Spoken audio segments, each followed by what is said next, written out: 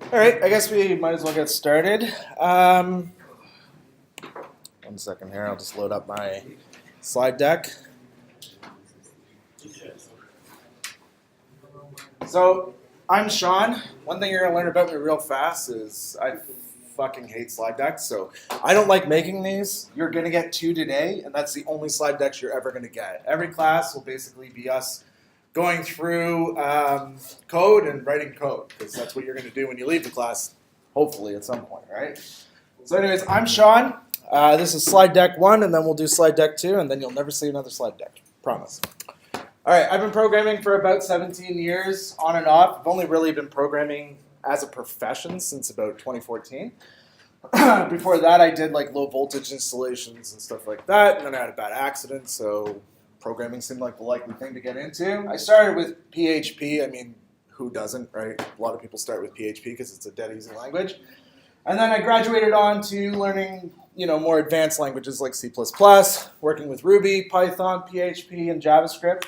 In my everyday job, I work with Go, I work with Python, I work with Ruby mostly, and JavaScript pretty much. My industry experience, I went to Georgian College. I completed the W-Band course in 2014. That's what did it stand for? Web design and animation. That course is dead, it's gone. Animation doesn't exist. They taught Flash, which I'm sure most of you know is dead as dead can be. So it was a good course though. And now I teach here, which is ironic, but whatever. I worked at G-Shift straight out of college. Did that for about a year. Moved on to Fireside Agency, went to university, failed at that, came back here.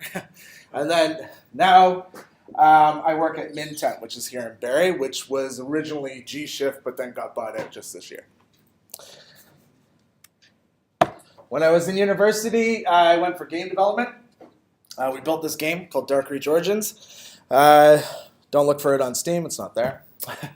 It's terrible. It's a terrible, terrible game. Maybe I'll show it to you sometime if I get a chance. It runs on Windows only, so I have to, and you need a pretty decent video card to run it. But it was fun. Like, university was pretty fun.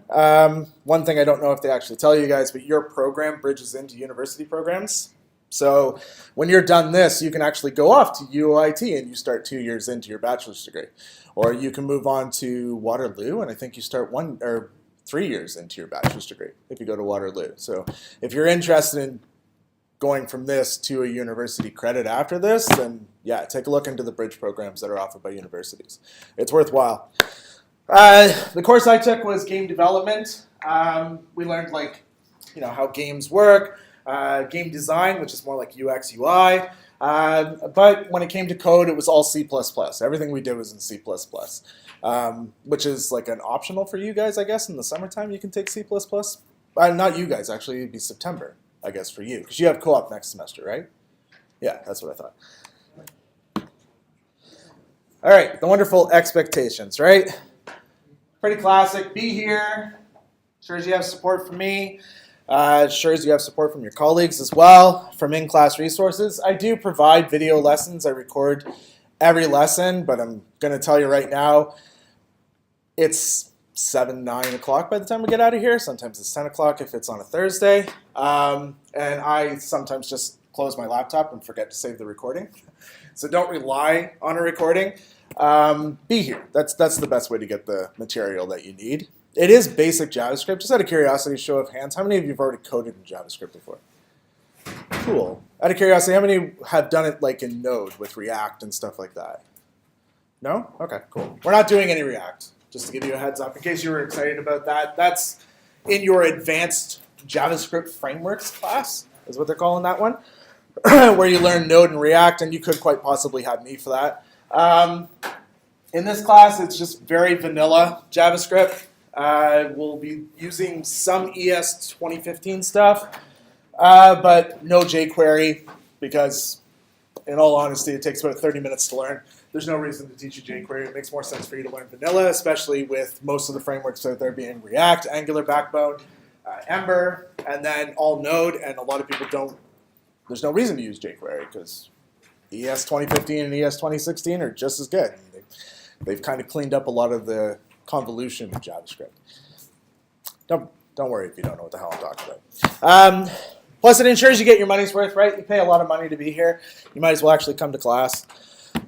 Be on time, kind of treat it like a job. That being said, I always start class about 2 minutes in because usually there's like late stragglers. So class will start promptly at 6:02. That's usually what it will start at.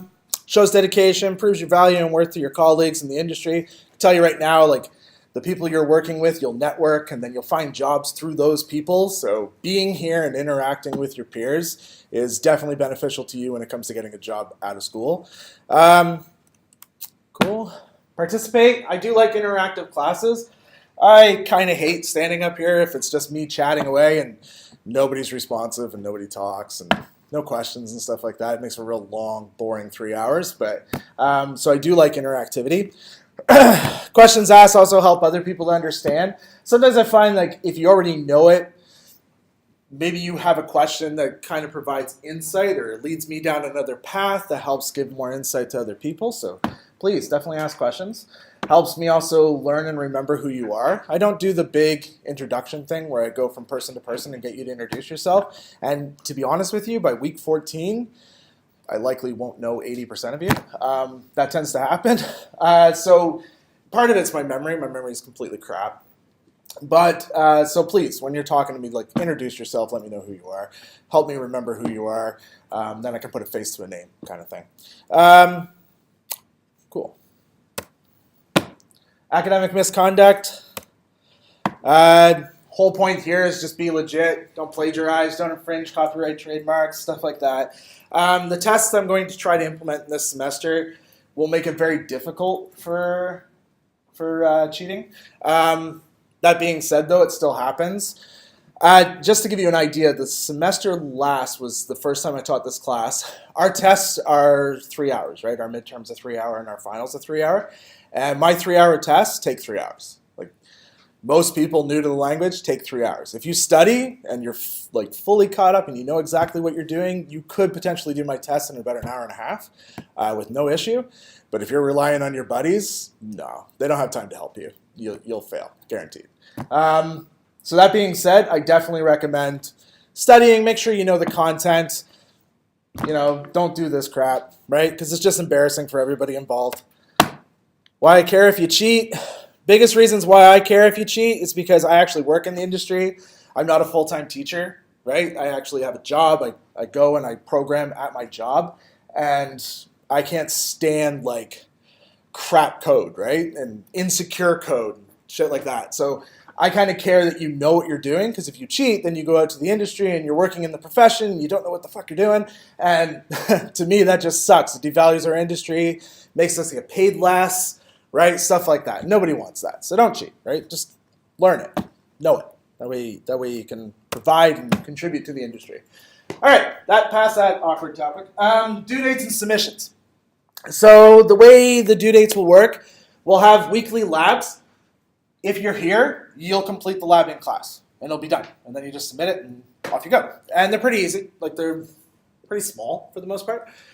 Quizzes is by the end of tomorrow. There are 10 questions in quizzes. They're very simple, take you about 3 minutes to complete, and you have 2 attempts, right? So if you failed the first time, then you just take it again, and hopefully the next time you'll get it right. Labs and quizzes, you're allowed to work with other people on. I have no problem. You can completely collaborate with each other. That's totally fine. Okay? So you can definitely get help from each other. However, what I would recommend is if you take the quiz and attempt it yourself, they're only worth 1%. They're very minimal amount. If you take the quiz and you fail the quiz, it does tell me some information, right? It tells me that you're not grasping this particular concept, and maybe I need to go over it again. And there's so many bonuses in this class that quizzes are like almost completely irrelevant, right? There'll be 12 quizzes. I only mark actually 10 of them altogether. So you can get 2 as bonus marks. There's 12 labs, but again, you can get 2 of them as bonus marks. That's 4% bonus right off the bat. I also do bonuses on my midterms and finals as well. So there's tons of ways to get lots and lots of marks. And then assignments, I do 1 per term. They're a good size. The way I've done it in the past is I put up an assignment. It has a bunch of steps inside of it. You complete each step. At the end of it, you have an application. Woo! But I do have people that like to try to build their own thing and take that time to do something creative. And I'm all for that. You want to think outside the box. You want to build it in React. You want to practice your skills outside of that assignment and then hand that in as the assignment. I'm totally cool with that. Just make sure I know it in advance. All right, extensions. I do offer extensions if I feel they're necessary. Quite often, if I see that the class is moving along slowly, I'll extend the first assignment or the second assignment. Obviously, there's a limit to that. Our grades are in sometime in April. I can't remember. But we have to deliver them by a certain point, so I'm usually pretty good. I'll mark up to about 3 days before the grade submissions have to be done. So that's not too bad, but just make sure I know. Don't ask me for extensions the night before, because I will always say no. Make sure if you need an extension that you're asking me about 2 to 3 days beforehand. Sometimes I may ask you to send me what you currently have done so that I can see that you actually need the extension, you're having some difficulty, and maybe I can also help you. But if you don't, if I request it, you don't have anything done, then likely the extension again will be no, because you haven't even made the attempt at that point. Submissions. Submissions must be submitted to Blackboard. The Dropbox part, ignore. We won't be doing Dropbox. I don't think we have any assignment, unless you have a big assignment, because Blackboard's crap, I'm sure, as you've come to realize. If you submit a large assignment to Blackboard, it just craps out. So if you have to, you can submit it to Dropbox and then send me the link. That's totally fine. Or you can, obviously, the better situation in there would be to put it up on GitHub and then submit the GitHub link to me. Do you guys all know how to use GitHub? Does anybody not know how to use GitHub? A few of you? Okay, well maybe next class we'll do a GitHub, or if we have time left in this class, we might do some GitHub stuff. All right, multi-file submissions must be compressed. Labs will never be multi-file. Labs will always be a single file, just the main JS. That file, you can just submit that file to Blackboard. Makes it really easy on me. Please don't zip files on the labs, because it makes it really hard to mark, because then I have to download it, decompress it, pull it up into a server and run it, and it's just annoying. So because there's you guys, and there's 38 of you, but not all 38 of you are here. And then Thursday's group, which is 40. So yeah, almost 80 students, 78 students. Ensure you obey the submission request in the lab assignment instructions. Failing to do so could cost you marks. So that comes into that same play as don't compress it unless I ask you to compress it, that kind of thing, okay? Because it takes me longer to mark it than, yeah, you'll likely lose marks. Agenda for the average class. The breakdown. So we'll usually, this is subject to change obviously, but usually we'll review whatever we learned the week before. Then we'll introduce the day's class topic. Then we'll do a lecture interactive demo. Every class will be lecture interactive demo, which is basically your lab. You'll be doing your lab while we do the lecture at the same time. We'll interactively do it. Then break for 15 minutes. I do 2 breaks at 15 minutes because I figure it gives you enough time to go grab food, coffee, or whatever, and then come back. I do another, then we do more activity lecture demo, and then we do another break, and then either you work on completing the lab if you haven't completed it, or you can do your quiz or whatever else you want to do. All right? It's not often we end early. It does happen on occasion if it's a light subject, but most times we won't end early. Communicating with me. All right, Slack is the preferred way to communicate with me. So in Blackboard, you will find a folder that says resources, and in resources, there's a Slack invite link. Please click that. Please sign up to Slack. Please join the channel that makes sense for you. So there's a Comp 1073 Monday channel. Please join that channel. There's also a Comp 1073 general channel. Join that as well. That allows you to interact with the other group if you want to. The reason why Slack is good is because Slack goes to my phone, to my laptop, to my computer my computer at work, to this tablet. I get Slack everywhere. It's the quickest way to get a hold of me. Plus, you can take, if it's a problem with whatever you're working on, you can take the text from your files, like the code syntax from your files, and dump it into Slack and send it to me, right? So it's a much better way to communicate than email. Email sucks. I check email maybe 3 times a day, so you're not very likely going to get a hold of me quickly through email. Slack is definitely the preferred way. I've done it twice now with 6 different groups of students, and it works perfectly. Everybody seems to like it. So join the Slack link, please. The next option, you can email me. Make sure you tell me what class you're in because I have a Monday and a Thursday class. And like I said, I don't tend to remember everybody, so it's not like I'm going to know where you are or who you are. So you're going to need to tell me what class you're in. And then the body, please try to follow this. Like, give me a summary of what's wrong. And tell me things you've done to attempt to fix it. Don't just be like, it doesn't work, and then send me a file. Because I won't know, because then I have to do too much investigation to figure out what's wrong. Tell me what you think is wrong. Tell me what you've done to try to fix it. And then give me a zip of whatever your file is, if it needs a zip. Otherwise, just send the JS. If it's email, some email clients will reject JavaScript files. They just do. So you may have to compress it and then send it compressed. All right? Any questions? I realize that was like slap you with a ton of information all at once. All right, cool. Let's go over the syllabus real fast. I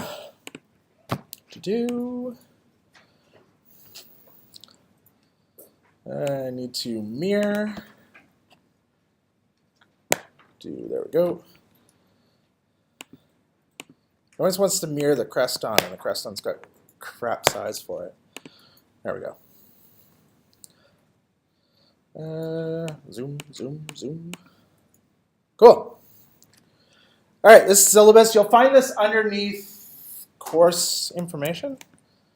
Yes, course information on Blackboard. On the left-hand side here, you can see the course information spot. You'll find that under there. If you're looking for the Slack link, it's under resources, and it's right here, Slack invite link. So anyways, course information. Cool. So your meeting time is Mondays at 6, K227. If for some reason you can't make the Monday class and you want to come to the Thursday class, Georgian really frowns on that. They also frown on you switching classes. So if you do need to switch the class, there is another class on Thursdays. You'll need to talk to your coordinator to do the switch. That being said, though, if you want to come to the Thursday class because you're going to miss the Monday for whatever reason, make sure I know in advance, and then, yeah, that's totally cool. It should be fine for the most part. Usually the way it works is week 1, majority of the students show up. Week 2, people realize I record, and I wind up with about half the students showing up. So, but whatever. The course description, use of client-side scripting. For those of you that don't know what client-side scripting is, that's the JavaScript that we're going to learn. It isn't just JavaScript, though. Client-side scripting can also be VB-script. Not sure if you knew that. VB-script actually will natively run in the browser. But the one we're going to be working with is JavaScript. We're going to talk about implementing interactive behavior within the browser, a little bit of UX, a little bit of UI, just some standard scripting operations, some best practices, working with the DOM. Don't worry about it if you don't know what that is. This is not, like, implicitly, this is not an HTML or CSS class. I have had students in the past say, can you teach us some CSS? We don't really have time to go over CSS. You guys all took HTML and CSS, right? Did you guys take it with Scott? Yeah? Scott's cool. I like Scott. Yeah. So most of you already know how to do HTML and CSS, and I'm not going to mark you on the way things look. I don't really care. I'm looking more for the functionality. Make sure it actually works and does what it's supposed to do. That's what I really care about. These are the resources. So there's a GitHub link. All of our weekly code will be published to the Comp 1073 Winter 2018 repository. I will put up another repository, which is like my educator's repository, which will have the completed lesson. These will be likely the incomplete lesson. What else? YouTube. Make sure you subscribe to YouTube. That way if you miss a lesson, you can catch up on it on YouTube. And then this is your textbook, essentially, which is MDN, Mozilla Developer Network. There's no textbook in this class. There's no reason to go buy textbooks or anything like that. JavaScript changes constantly. If you buy a textbook today, you're likely going to have it. It's likely going to be useless to you in like a year or two. So it's better just to use the Mozilla Developer Network as the docs are constantly updated and everything you need to know is there. It's written really well as well. It's not like super technical speak. It's actually a little bit more layman, which makes things, a little bit more pleasant. that's the best place to definitely learn. The other, for those of you that like to move on ahead and learn more and more things, fun function.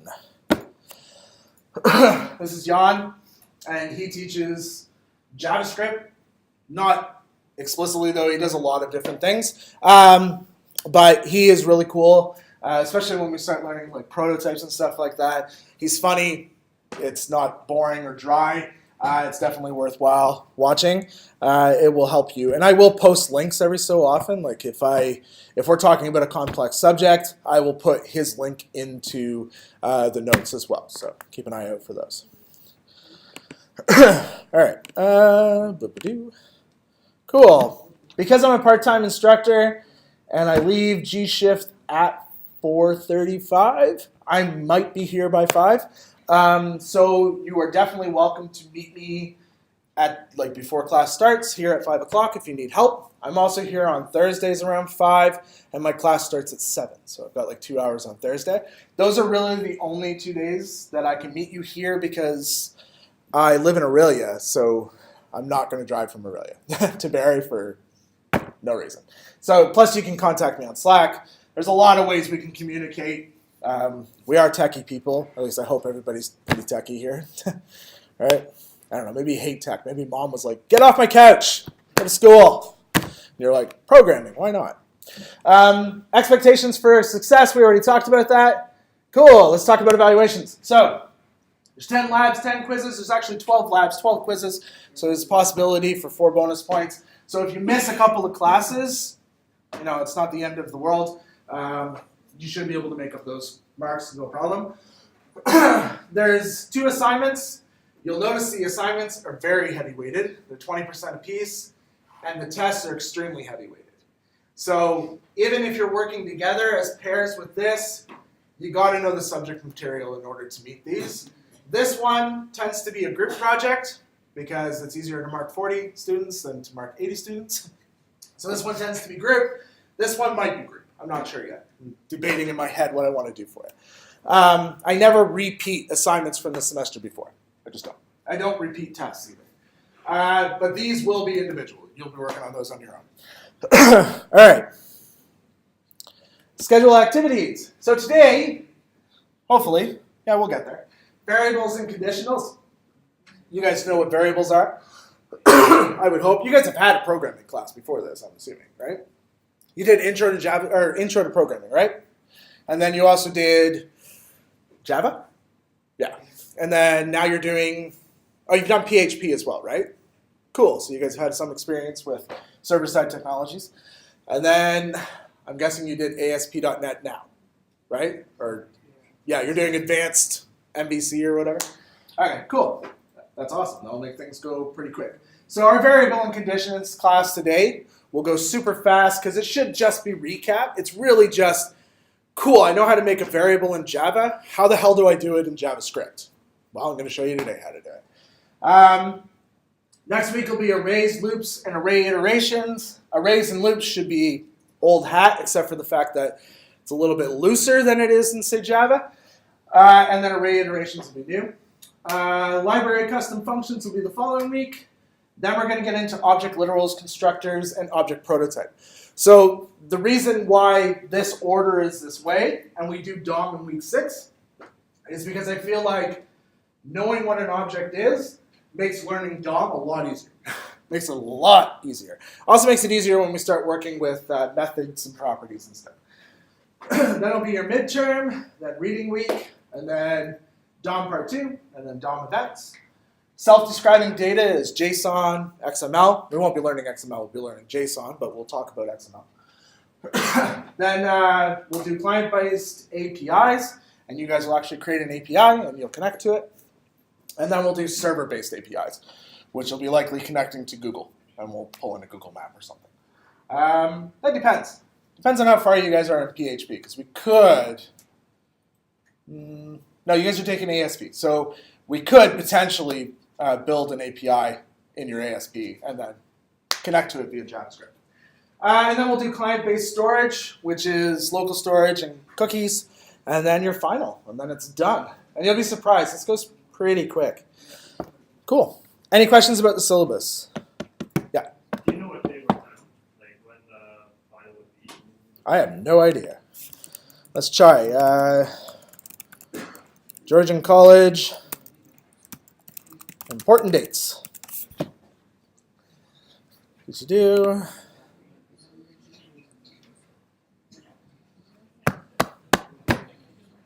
Georgian internet is as powerful as ever. It's in April, I know that. Okay, April 27th. No, that's 16-week programs.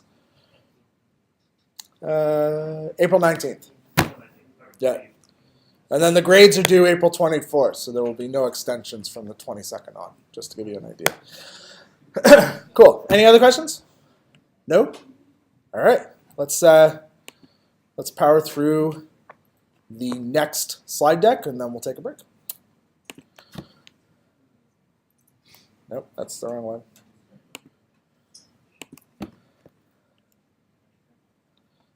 Nope. Cool.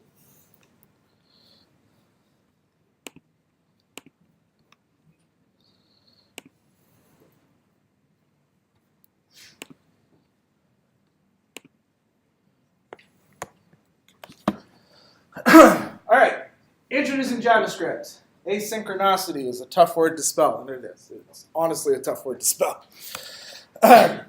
JavaScript is not Java, but it is inspired by it. So many of you might be like, yeah, I know Java. JavaScript will be easy.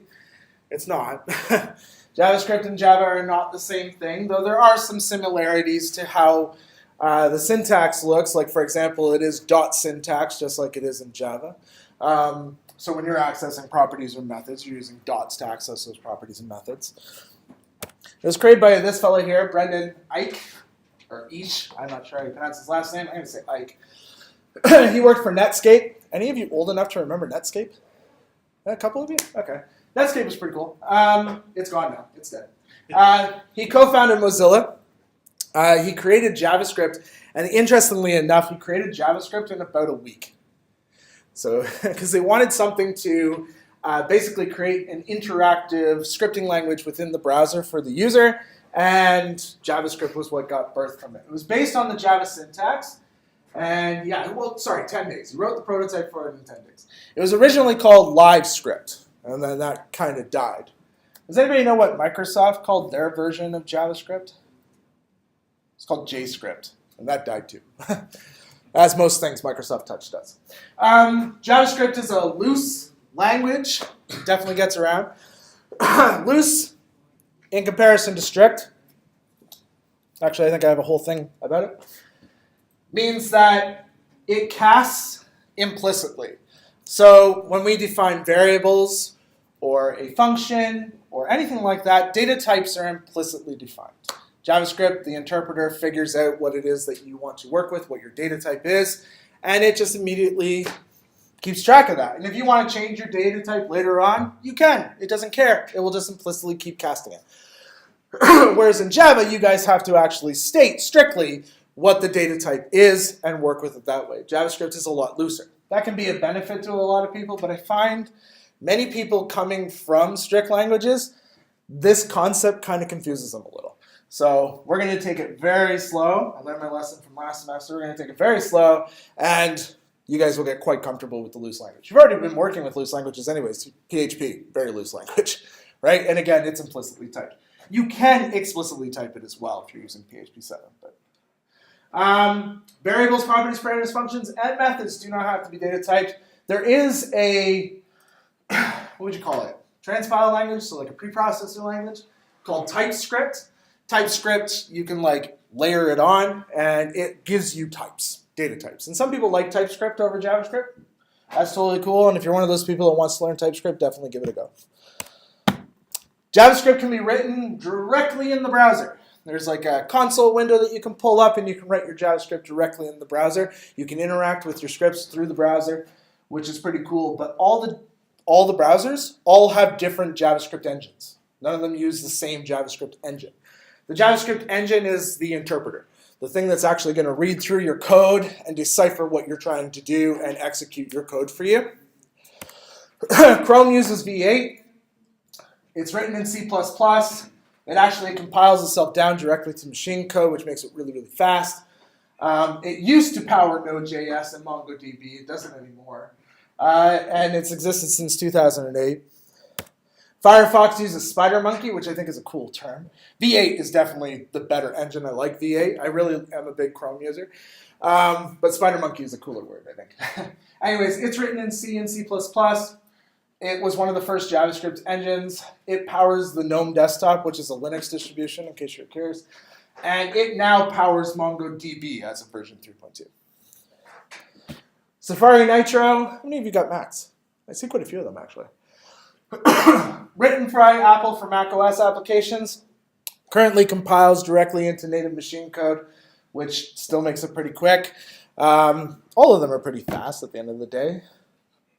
I have a bit of ADHD, so I have a question that I have to solve here. How many of you regret getting a Mac for this particular course that you're taking? None of you?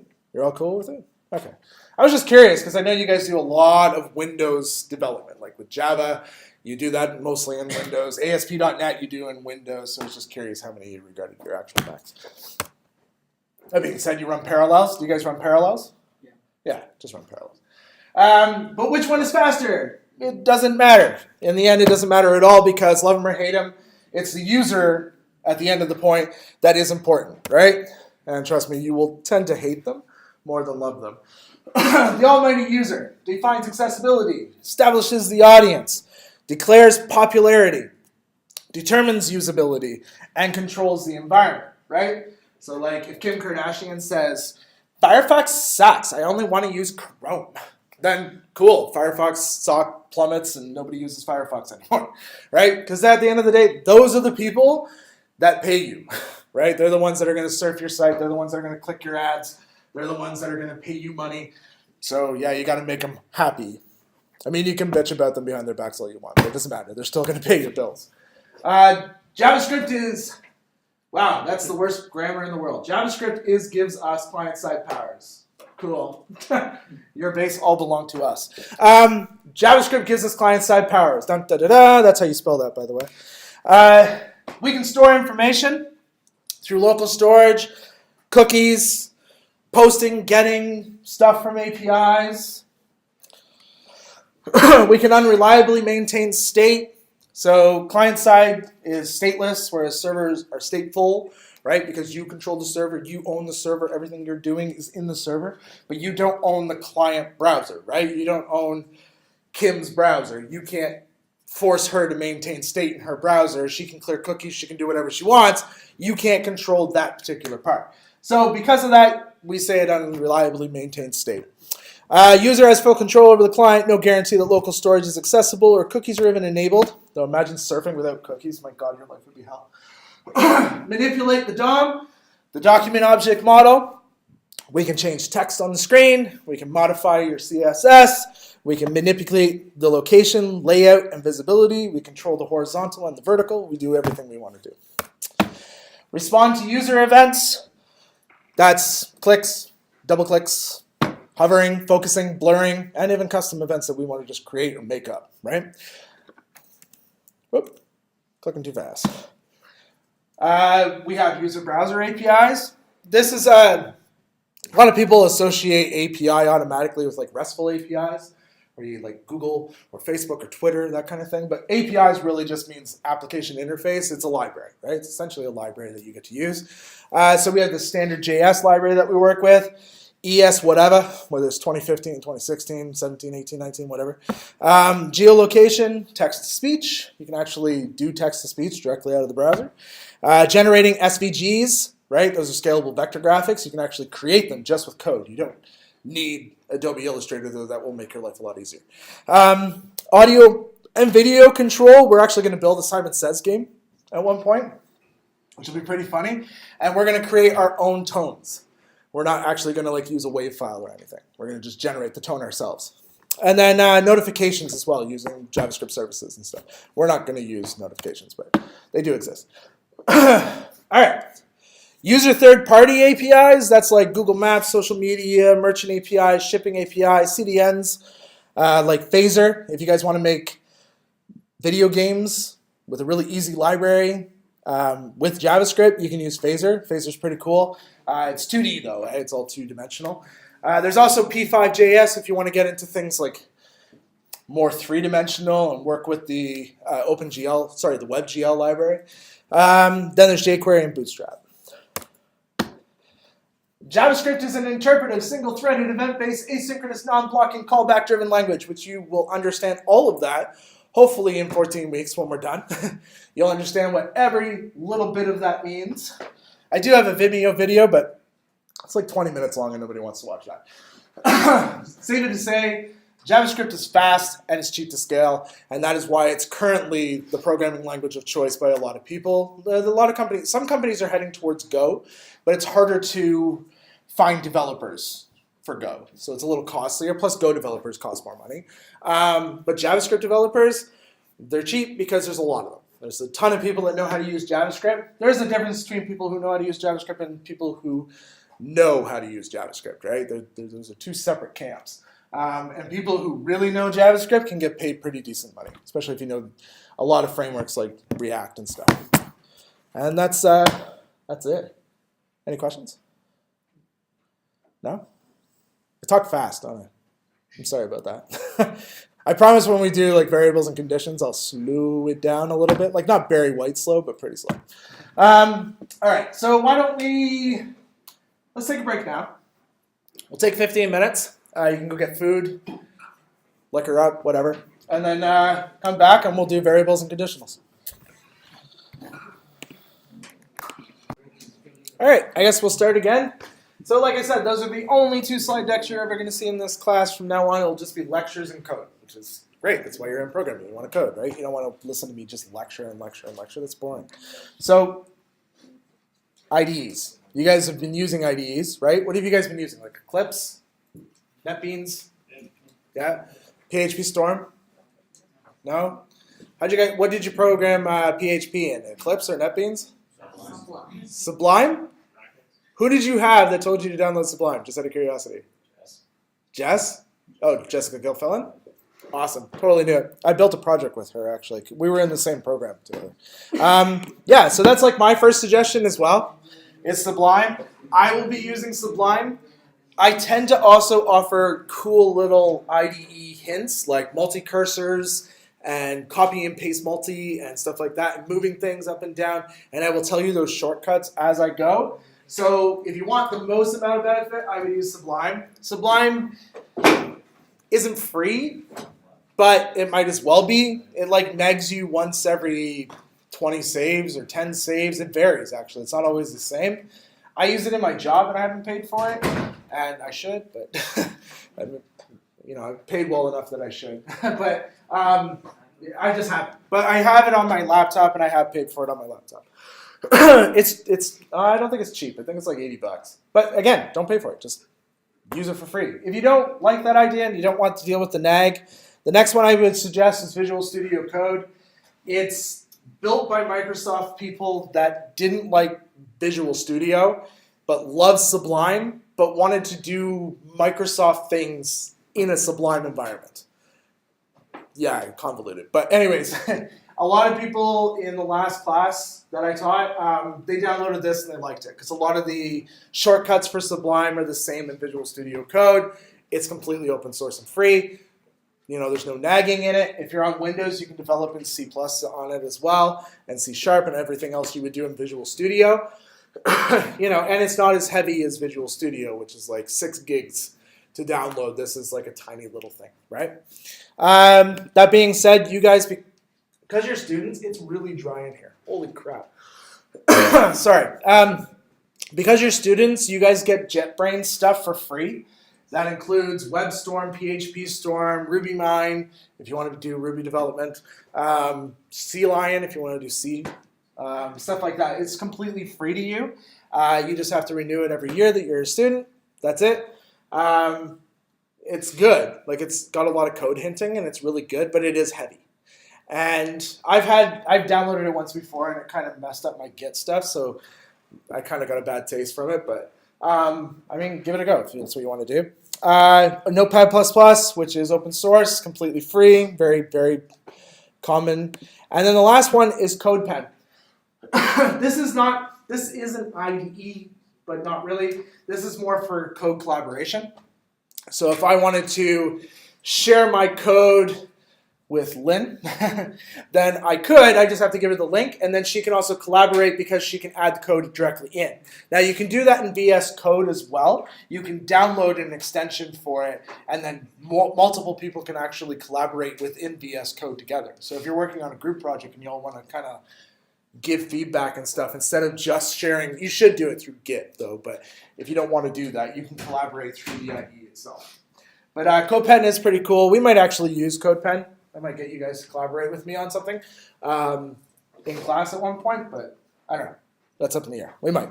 Anyways, please download one of these IDEs, or if you want to use, I think NetBeans will work, and I think Eclipse will work for JavaScript as well. So Sublime is the preferred one. All right. Anyways, once you have an IDE, let me close all these guys off. Once you have an IDE, go to Blackboard, go to Weekly Learning. If you go to Weekly Learning, you will see Week 1, Variables and Conditionals.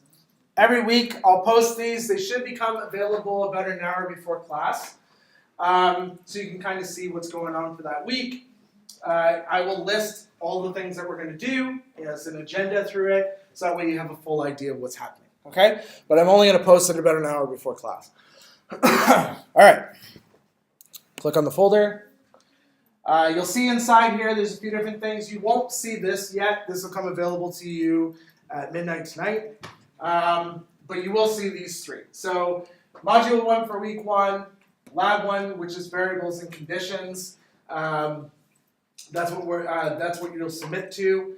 And then the quiz. Actually, this shouldn't become available till next week. Sorry, let me just quickly modify that. Needs to come available after the due date. Which will be the 14th. There we go. That's better. All right, so what I want you to do is click on Module for Week 1. That's going to take you to this wonderful GitHub link.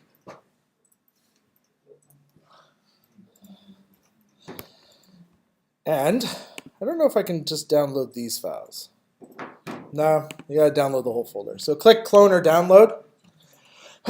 Just click Download Zip.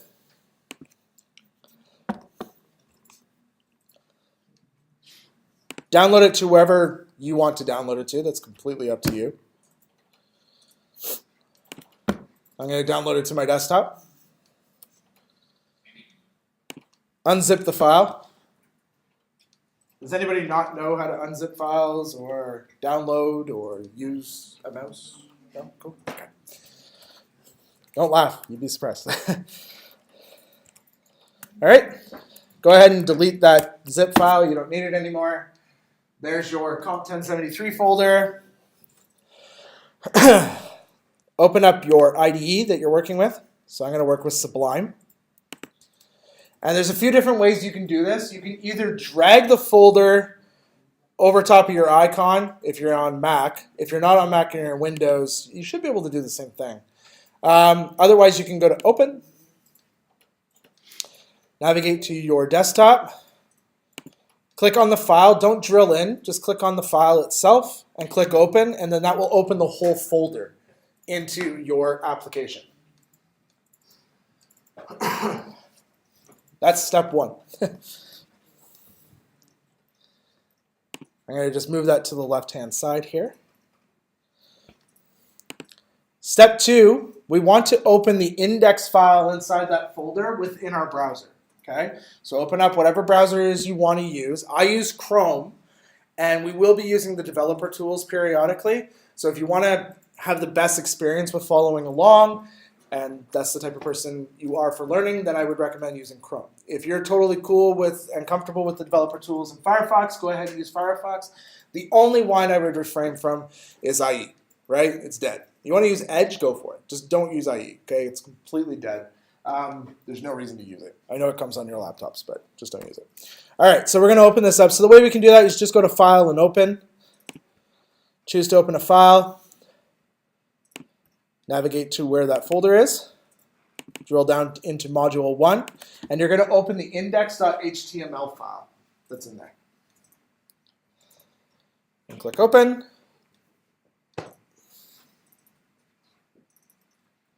And I'm not sure why that's... What?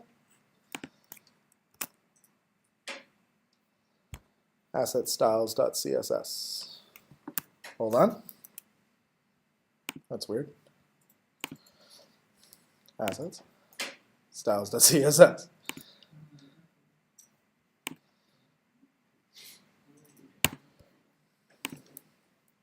Give me 1 second. A little bit of technical difficulty.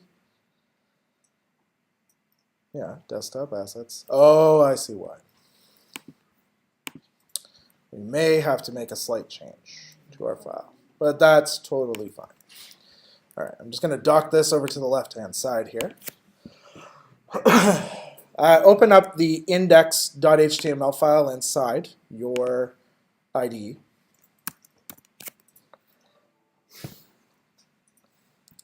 And on line 5, you'll see these double dots, slash, double dot, slash. We need to correct that, so remove the first slash and double dots on that href. And then save it. And then refresh your browser. Come on. Well, we're going to have to do it to a few different spots. So do it to that one. Okay. Scroll to the bottom of the page. And you'll see all these scripts down at the bottom. And do the same thing to anything that says assets with the double dots. So it should only be dot dot slash assets.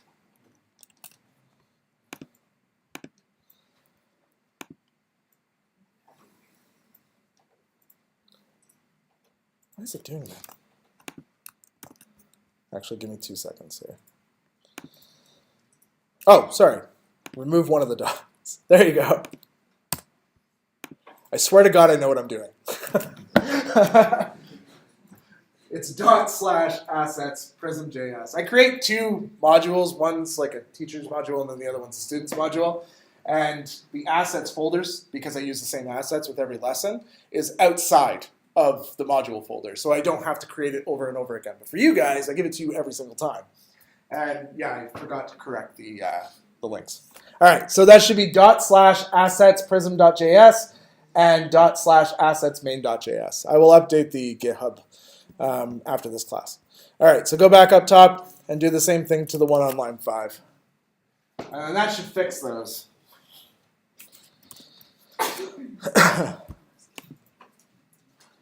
Let's see, refresh. Yay, we see beautiful colors. I made this. I'm so proud of it. It's my styling. I'm not a graphic designer by any means. I know it looks terrible. Well, hopefully I do. You might disagree, but this is my styling. So there's some cool things about these lessons, just so you know. They're interactive. They're totally 100% interactive. If you are on the page, anytime you see these little eyes that are beside here, it's actually, I think it's an exclamation mark. Yeah, it's an info icon. If you hover over it, you'll get a little pop-out that will tell you some more information about it, right? So this one says dry means don't repeat yourself. There's a few others on the page. Anytime there's these wonderful little code blocks, don't worry about the error message that's there. As we go through the lesson, we'll be interactively creating code that will fix those errors. Cool? This is the first time I've done this. So we're going to see how this goes. I'm pretty sure this is better than doing dedicated labs. I think an interactive in-progress lab might make things a little simpler. All right, cool. The file that we need to open is not index.html. The file we need to open is main.js. And you'll see a bunch of steps in there. I will zoom in so that you can see. Bump, bump, bump, bump, bump. Zoom in a little bit. You at the very, very back, can you see that screen and read that text? Yeah, from back there? It's good. Can I get a thumbs up from everybody then? Cool. Okay. That being said, I'm recording the lesson, so if you are having difficulty seeing it, please move up. Like that's the best. Like there's so many open spots. That might be better than trying to just zoom in forever. All right, variables. You guys all know what variables are. Any of you don't know what a variable is? Or never heard of a variable before? No? We're good? Okay, cool. Just to recap, variables are essential to dry programming, right? Dry. You guys heard the term dry? No? Dry means don't repeat yourself. The whole idea of modularity, right? The whole idea of modular programming. If you find that you're writing the same set of statements twice, you're doing something wrong. You need to go back and encapsulate those in some way, either through a function or something like that. And variables are essential to dry because variables, nothing worse than if you're hard coding a value in like 6 different spots and then all of a sudden that value changes, right? Now you've got to go to 6 different spots and change the value. That's stupid. Why would you want to do that? If you assign it to a variable, then you only have to change the value that's assigned to the variable, right? So variables are absolutely essential. They're basically containers. Think of like Tupperware containers, right? They're basically like a Tupperware container with a label on it. And that label is whatever you decide to give it. There are restrictions to the labels that you give it, just like there are in any languages. Like for example, you can't do this. Does anybody know what the offending character is in that variable name? Yep, the dash. This thing, not okay. You can't do dashes, not allowed, right? But you can do this. This is okay. You can totally do underscores. That's completely fine, right? You can't do this. What's the offending character in that one?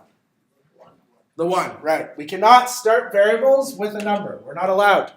It has to be alpha characters only. Now that can be capital letters or lowercase letters. That's completely up to you. Now, granted, there's also naming conventions in languages, right? Like best practices, things that people suggest. But for now, we're just going to focus on the fact that you can use an underscore. That's okay. You can use the very common practice in JavaScript, which is camel case, which is where every next word starts with a capital letter. So, like that, right? That's snake case. That's totally fine. You can use underscores, and you can even end this with a number or put a number in the middle of it. That's totally fine. You just can't start with a number. Is that new for anybody? No? Cool. That is awesome. What? Oh, this beautiful Blackboard, and look at this. Yeah, that's nasty. Whatever. So the variable label, does anybody know what the actual name of that is? What that thing is called? Variable labels, function labels, class labels, they all have this one. Yeah.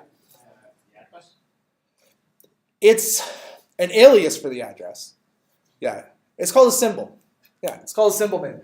And that's relevant to anything you guys do. It doesn't matter what language you're working in. If you're working in Java or Ruby or C++ or whatever it is you're working in, the label you create for your variable is called a symbol name. The label you create for your functions are called symbol names. The labels you create for your classes, namespaces, whatever, they're called symbol names. And like the gentleman up there, what's your name? Nick. Like Nick said, it is actually an address location. It's an alias for an address location in memory, specifically your RAM, actually. If you take C++ in the summer and you get me, or you take it and get me anyways, we actually take a look at addresses more in depth because C++ is all about, working with memory. I mean, if you're not controlling your memory and making your memory more efficient, then why are you using C++? But so you get to learn a little bit more about memory in depth, but all programming languages utilize memory, right? When you have a variable, what's actually happening is, say we have a variable called x, right? X actually points to a spot on your RAM. This is my RAM stick that I'm creating here. Looks more like a ruler, but whatever. Let's just write Corsair. There you go. It's RAM, because it says Corsair in it. What happens is, x, we say it's equal to 5. X actually points to a spot in our RAM, right, in our memory, where the number 5 is currently stored as a value inside there. X in the memory is actually something like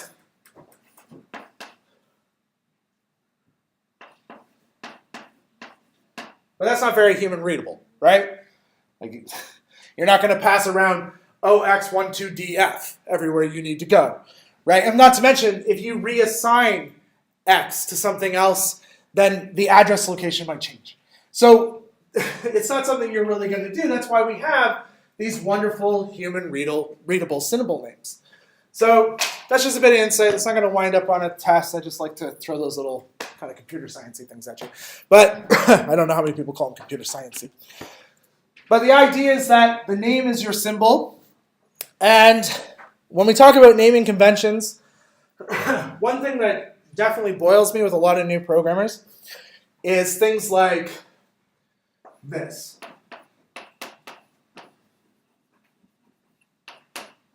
Anybody know what the problem is with that? It's not syntactically incorrect. It's not logically incorrect. Anybody think of a problem with it, though? Defined as a char instead of a string. Sorry? Defined as a char instead of a string. No, that's a string literal in that scenario. Doesn't explain the variable. Yeah, exactly. It doesn't explain the variable. I have no idea what n is. I know what n is currently, but once I'm like 3 files in, I have no idea what n is, right? N doesn't make any sense to me. And some people will argue with you and say, well, this is more efficient than writing this. But I can tell you from C++ experience that is incorrect. Because what actually happens is this thing gets blown away and becomes that. So it's irrelevant. So please, when you're naming your variables, use logical names, right? Make sure it's descriptive enough. You know, don't get excessive. Don't write like 25-character long sentences to describe what your variable is. Just be specific. If it's your age, write age, right? Don't write A. Plus, you'll run out of letters, and then you do things like AA or AX and stuff, and that gets ridiculously silly. All right, so we've talked about variables a little bit. Why don't we write one? Step 1. This is our interactive lab. We're going to create a variable with the symbol name greeting. Don't write quotes around it, right? Because that's not valid. If you write quotes around a variable and then try to make it equal to something, you're literally saying, take this literal string and make it equal to this other value. You can't do that, unfortunately. Symbol names don't have quote characters around them. They're just symbol names. So let's write one. Let's go, we'll go to line 3. Create a nice space here. And we'll write greeting equals. And then we're going to make it equal to a string. Okay? And we know it's a string because we're wrapping it in quote characters. You can wrap it in single quote characters. You can wrap it in double quote characters. And in JavaScript, we have another quote character called the backtick. The backtick allows us to do something called string interpolation. We'll actually look at that in a couple of weeks. But for now, we'll just use the double quote characters. And we'll write the classic hello world. And we'll put a semicolon on it. Now, those of you who have done ES 2015 or ES 2016 might be like, why are we using semicolons? I don't want to use semicolons. And you don't really have to at all times. However, it is best practice when you're working on client side because some browsers still don't support it. Some browsers create errors when you don't terminate that with a semicolon. You move to the next line, it can cause an error. So it's just better to get into the practice of using semicolons. So let's save that. And then instead of opening up our console window and our developer tools, I've made this side extremely interactive. All you have to do is refresh your browser. And if you did it correctly, it should say greeting equals hello world for you.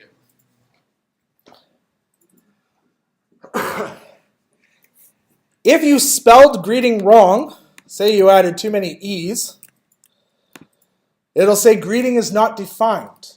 And that is because I'm trying to access your variable called greeting, and it isn't defined anywhere. So that's our interactive sheet. So let's fix that. I mean, you don't have to write hello world. You can write whatever dirty words you want to write in there. It doesn't matter. But, and it will work just fine.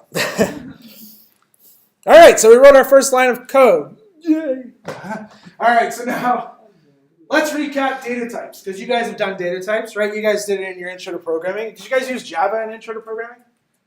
Yeah, that's what I thought. So you definitely did some strict stuff, right?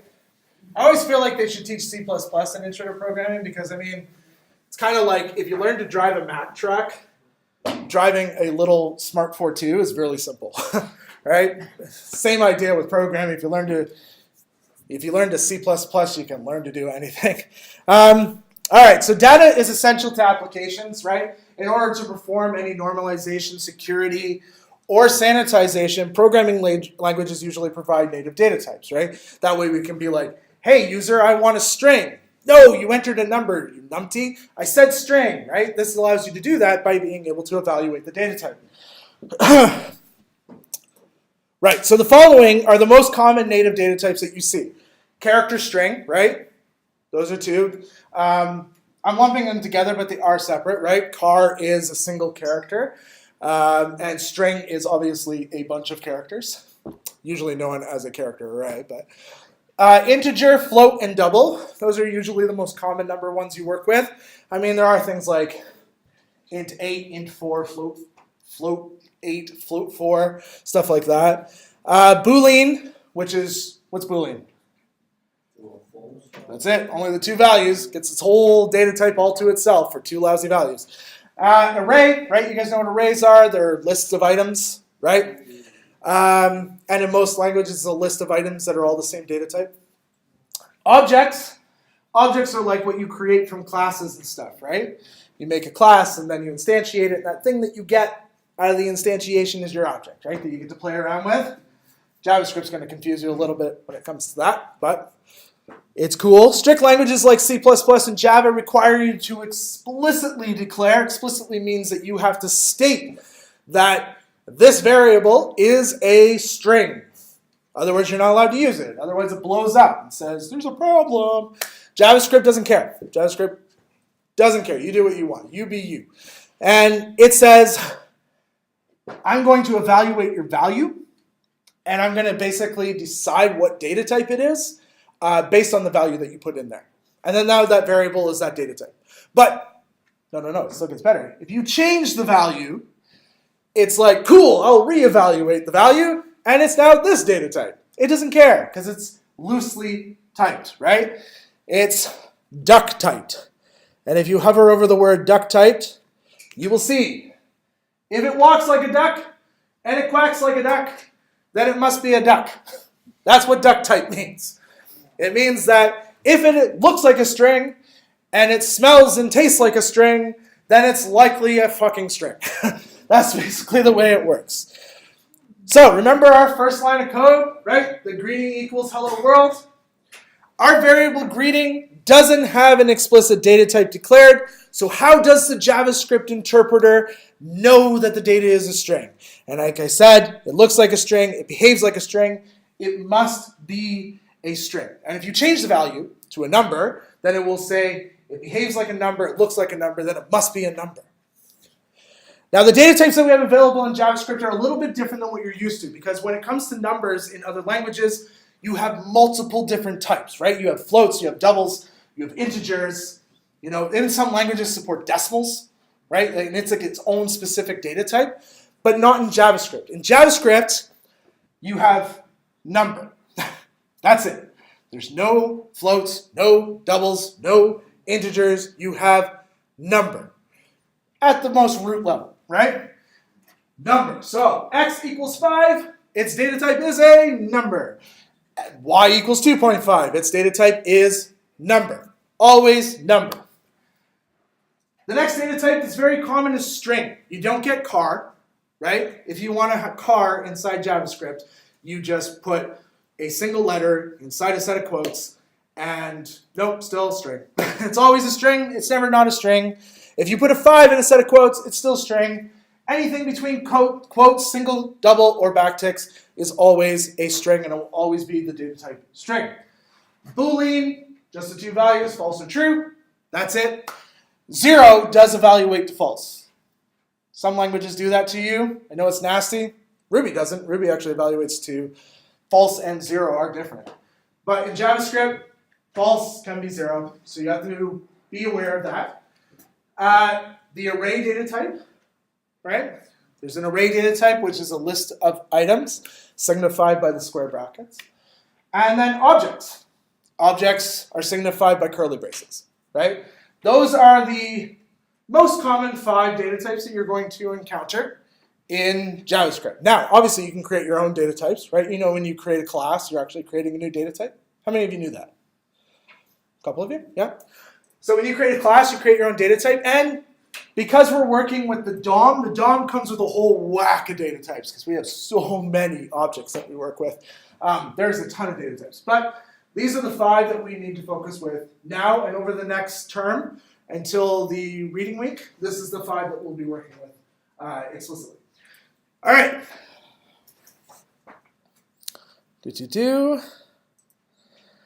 So incidentally, I write little notes periodically, and they're signified with the information icon. You can see like the data type number encompasses all numbers, whether they be integers, floats, or doubles. Those are kind of little handy notes. They also give you a little bit more information on some stuff, like this one, for example. JavaScript doesn't have a car data type like many other languages do. However, in some mid-level languages like C++, the string data type is actually a character array. C++ doesn't have a native data type called string. It doesn't exist. It only has character. If you want string, you have to actually import it from a library. Curiously, many string methods in JavaScript operate the same way as array methods, though, which means strings in JavaScript are basically string arrays, character arrays. It's really kind of interesting. All right, practice. Let's create some implicit variables. All right, so step 2, create a variable with the symbol name, full name, and assign it the value of your name. Okay, so full, notice the camel case, right? It's camel case, lowercase f, capital case N, that's important. Equals, and I mean you can type Sean McKinnon if you really want to, but you should just type your name. And then if you refresh, cool, it should say full name is equal to whatever name you put in there.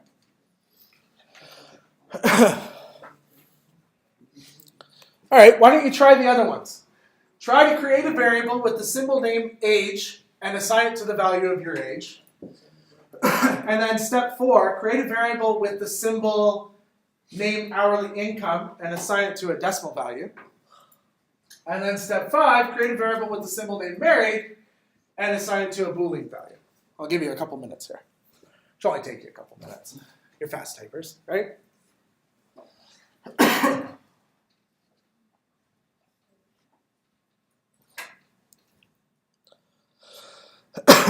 And if you don't want to tell me your age, that's totally fine, just lie.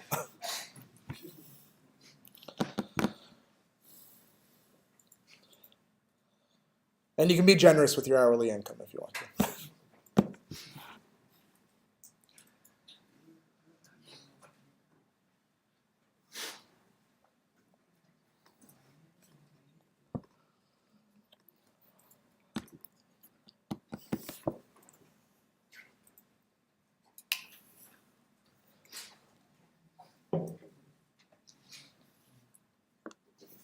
All right. Let's do the first one here. So we can do age equals, and assign it the value of your age. Well, I just finally moved to the south side of 39. I'm now 40 as of December, which is fantastic. So I'm going to put this in quotes. And is that correct or incorrect? It's not correct, right? And if I refresh, you'll notice that our handy little thing here will actually tell me it's not. It says age is not of type number, it is type string, right? So I can fix that by just removing the quote characters to make it a literal number.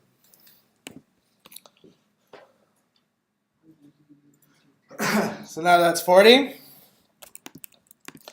Let's do hourly income and assign it a decimal value. Let's do our Kardashian income here. Hourly income. I'm only guessing, but I think it's got to be in the millions. that they're making per hour or something like that. I know they're billionaires, so I'm gonna do 1, 2, 3, 4, 5, 6, 7. That works. And 42 cents. There you go, per hour. And that with a semicolon. And refresh. And if you did it correctly, it should spit it out okay. And then last, create a variable with the symbol name married and assign it a Boolean value. If you don't want to do married, that's totally fine. Do whatever you want. Just make sure it's a Boolean. No, you have to do married. Yeah, because the thing tests for it. So just do married. So let's do that. So married equals true. And refresh. And if it worked, it should spit it out here for you.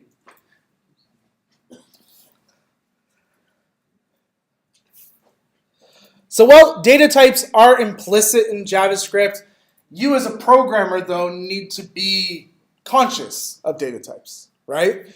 Because implicit data types can lead down really bad paths where you forget that this data type needs to be sanitized and you're treating it as a string and then turns out that it needs to be a number, that kind of thing. Not to mention when you're dealing with user input from the browser and you're trying to access it in JavaScript, all user input from the browser comes back to JavaScript as a string.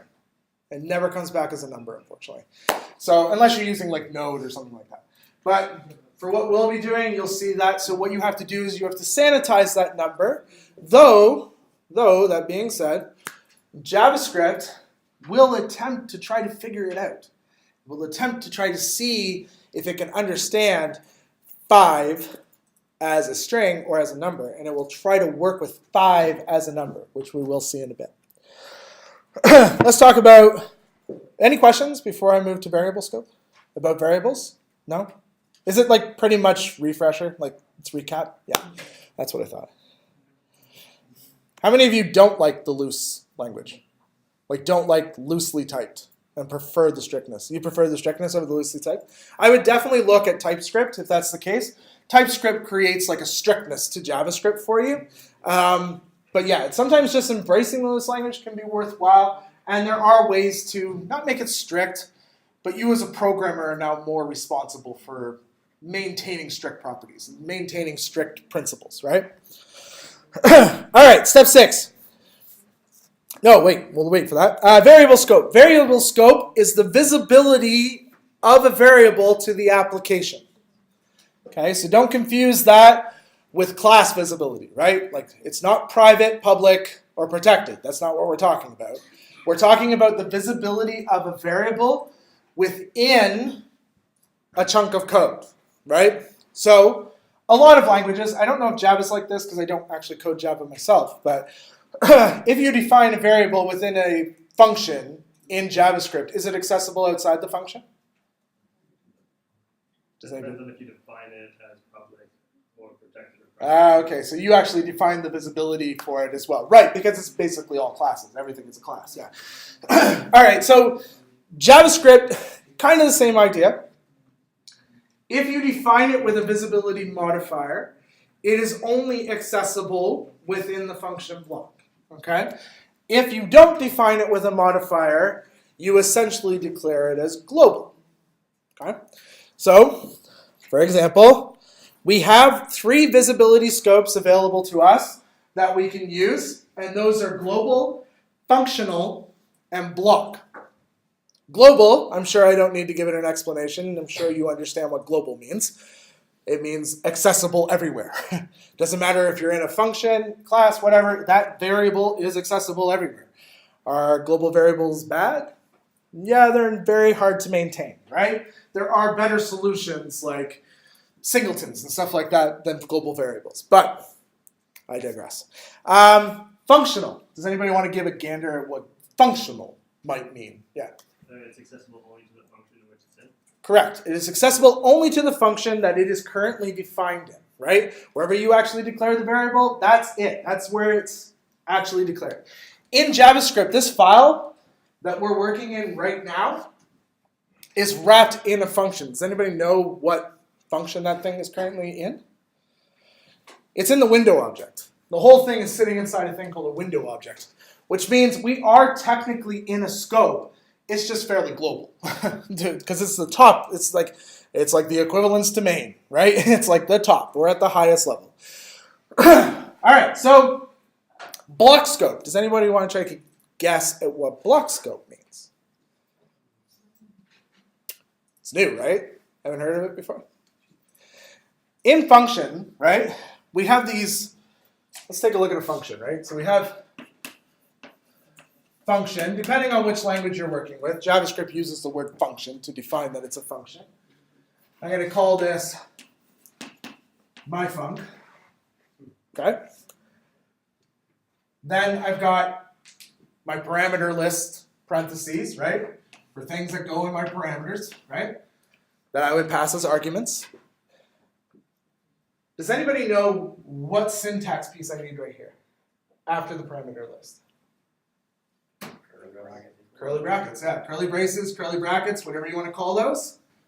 This, I call them Alfred Hitchcock brackets because they kind of look like the silhouette of Alfred Hitchcock. Anyways, these here, these fellows right here, they're a block. And everything inside of it is contained within that block. What other syntax structures have those curly braces? Conditions. Yep, conditions. Object. Objects, yeah.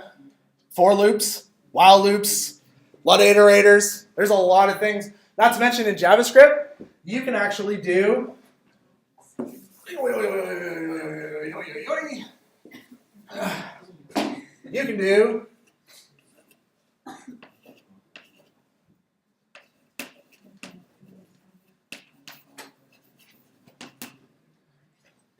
just a block with no thing before it.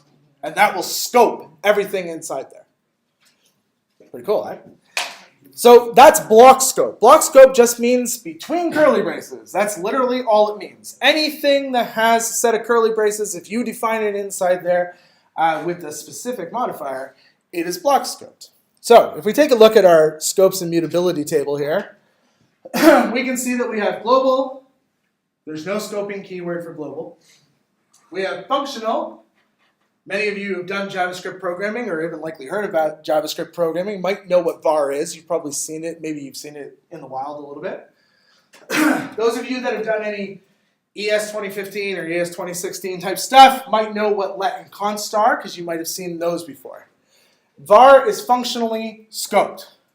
If you define a variable in a function with var, it is scoped to the function.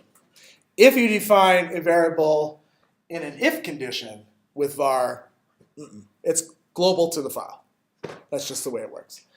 However, let and const are considered better because let and const are only scoped within the curly braces themselves, only within the block. They're only accessible within the block.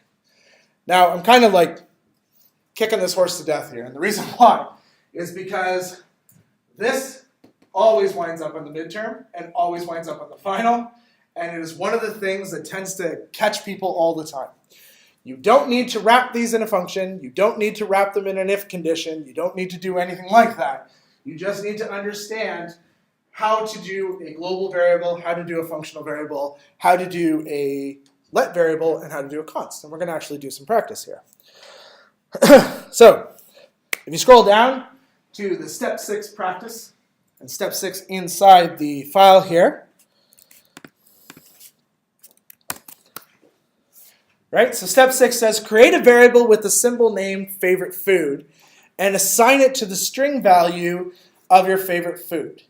Give it only block scoped visibility and make it mutable. Okay, so let's take a look at our table real fast. I need block scope and mutability.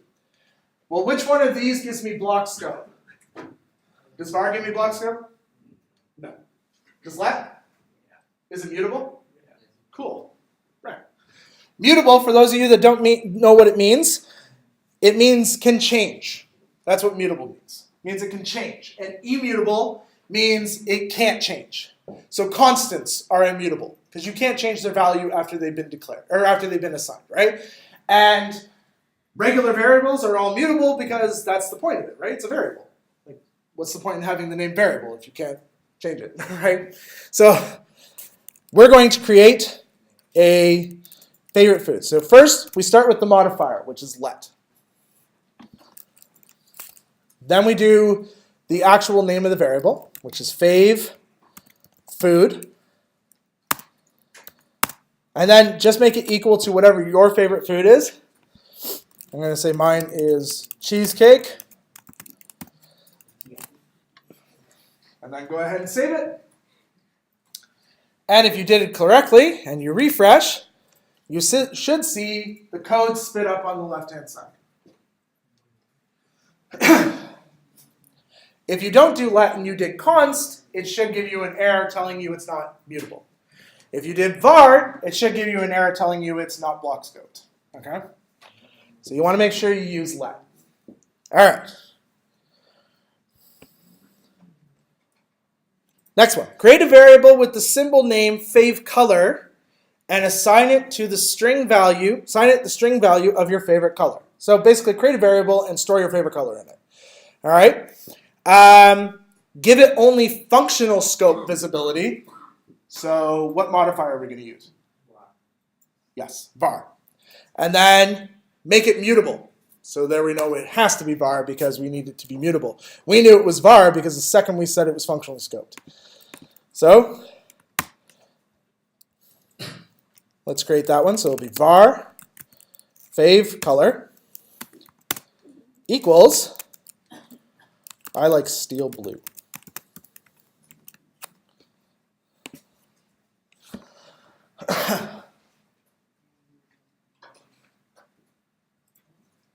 And if you did it correctly, it should spit out on the left-hand side, var favColor is steel blue.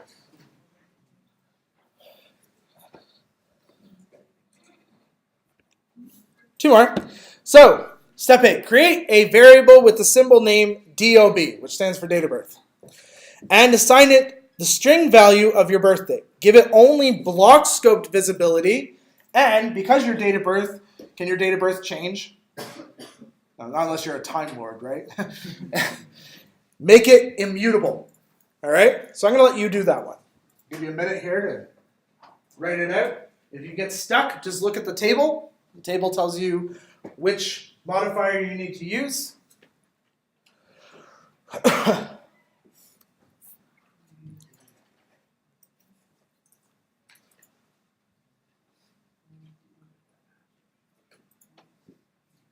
All right. How many of you completed that already? Yep. Okay, cool. All right. So which modifier am I going to use? Const. Yep. Const. DOB equals. And for me, it was the glorious year of 1978. 22. It's when Superman came out, actually. The good one or the bad The first one. Absolute first one. Good. Cool. And if you did it correctly, it should spit out the code on the other side. And then the last one we'll do together, just because it might catch you a little bit. Create a variable with the symbol name favNum and assign it the string value of your favorite number, right? Give it global visibility and make it mutable. So which modifier am I going to use? How many say var? How many say no modifier? Cool. So we'll write favNum equals, and I'm going to say 256. And if you did it correctly, it'll spit it out. If you wrap it in quotes, it'll tell you it's not a type number. If you write let in front of it, it'll tell you it's not block scoped, stuff like that. Incidentally, you can get away with writing var in front of it because there was no way to test whether it was global or var. But that's because of JavaScript not passing by reference. But anyways, all right, variables in JavaScript can be instantiated without assigning a value, right? Just like in most languages. Many languages support that. You can add, PHP doesn't though, but Ruby doesn't either, actually. Yeah, but C++ does, Java does, right? JavaScript actually supports it as well. So you can actually declare a variable. Yeah. Wouldn't that be number on a string? The same assign thing num string value, not just a number. You are 100% correct. You found one of my copy and paste errors. Yes. Okay. Yeah. No, that should definitely be number. Yeah. I mean, the error message will tell you that, though. All right. Did it do that for you? Yeah. That's good. But no, you're 100% correct. I messed up. All right. So, like I said, variables can be instantiated without assigning a value. This means you can declare the variable and give it a value later, right? Like you guys have done this in Java. You take all your variables, you define them at the top, and then you come down and you actually start working with them, and then you give them values as you go. And part of the reason why we do that sometimes is because we don't know the value at runtime, right? That happens. Sometimes the value is dependent on the user. We're waiting for input, or maybe it's dependent on a library. It could be dependent on many different things, right? But either way, usually the reason for us to doing that is because we don't know the value at runtime, right? So in JavaScript, we can do that as well. We can define a variable with let, for example, let x, and just give it the set of semicolon, or let w and give it a semicolon. You can also do let x, comma, w if you want to. You can do let x, y, z. Doesn't matter. You can define them all that way and then assign them their values later on as you choose, right? And once you've assigned the value, you can change the value even if the data type changes. Though it's best practice not to do that, right? But you can. This can be especially handy, like I said, if you're waiting for values from external sources, such as the user or an API. All right, cool. 7:50. Want a break? No? Want to keep powering? Get through this and then leave early? Is that the idea? Hells yeah. All right. Let's talk about conditionals. All right. This should be a recap, right? You guys have done conditional operators. Did you guys do that big table where you had to be like, 5 is greater than 4? True. You didn't do that? You guys didn't do the thing we have to... Okay, well, forget it then. All right, comparison operators. We'll talk about them. Comparison operators allow us to basically take two values and compare them. Now, those two values don't have to be numbers. Obviously, value, you automatically kind of think number with it, but it can be a string. You can compare two arrays against each other. Can't in JavaScript, though, because it'll be false. You can compare objects together. You can compare a lot of different things together. As long as they're binary equivalent, then they should compare just fine, right? And you should be able to check for is equal or is greater than or is less than, right? Comparison operators compare at the binary level, right down to the ones and zeros. That's what happens, right? That's why capital A is greater than lowercase b, because they're comparing at the binary level, right? Anyways, which means you're not restricted to just comparing numbers. For example, lowercase b is greater than a is true. The following operators are the most common comparison operators you will encounter as a programmer in programming languages. In addition, there's also logical operators, right, which is and or. We're not going to talk about XOR or NOR, just so you're aware. And can be written in two ways in JavaScript. It can be written like this. Actually, 3 ways, because you can do it like that as well. And then you can also do, oh, this is going to be bad. Ha! There you go. Double ampersands, right? That's the more common way that you're going to see. Or, right? or, and does anybody know the symbol one? Pipes, double pipes.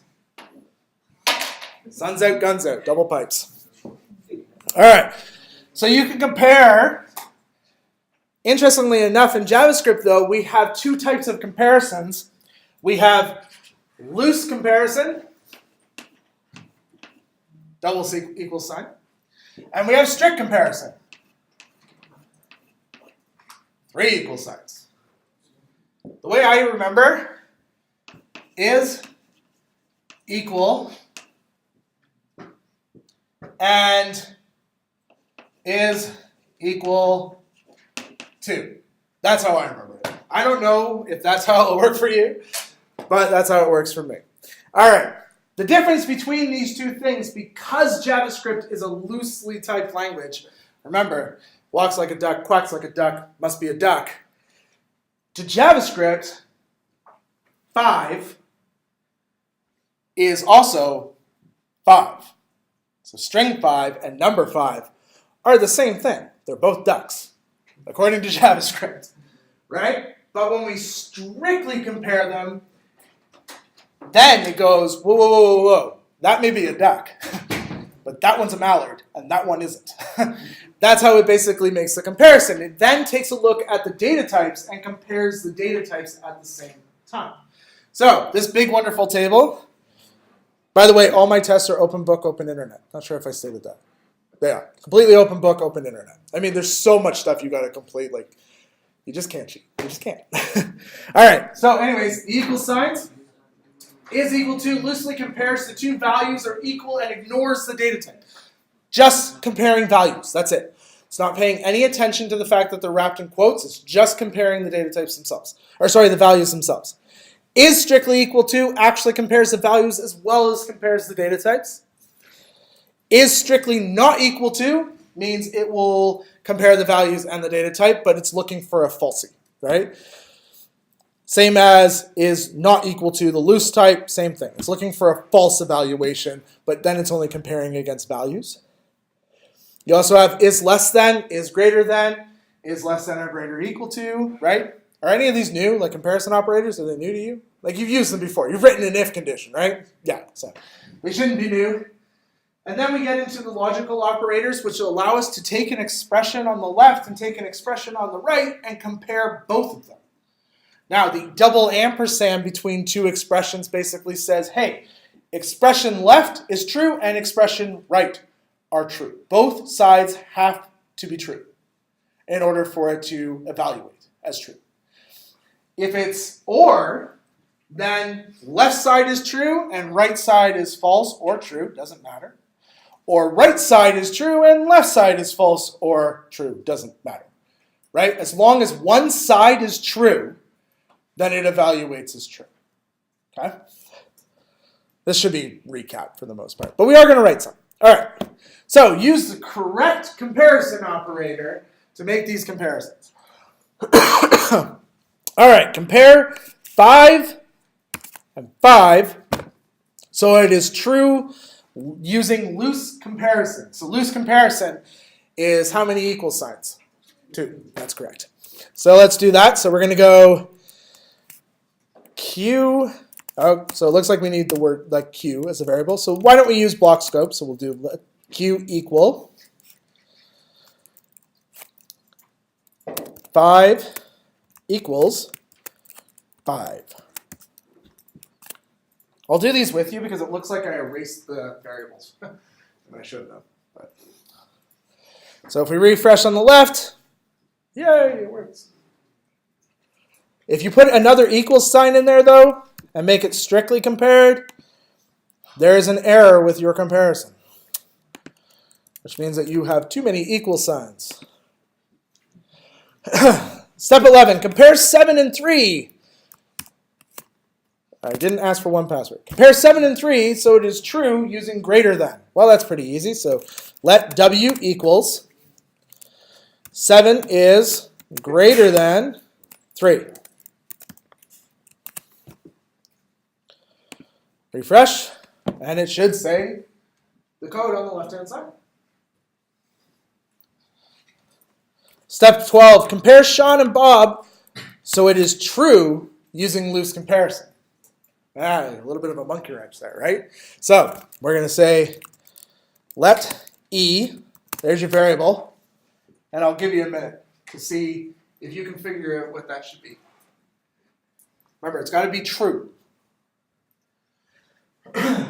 Incidentally, whenever you do a comparison, the comparison always has to be true. It can't be false. Whatever, in order for the if condition to execute the block, the condition has to evaluate to true. When we compare against false, what we're also doing at the end of the day is still just resulting in a true. We're just saying, hey, is this false? Cool.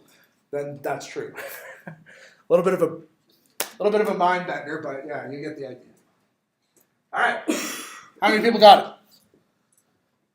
Oh, yeah. Oh, one. Cool. Go ahead, tell me what you did.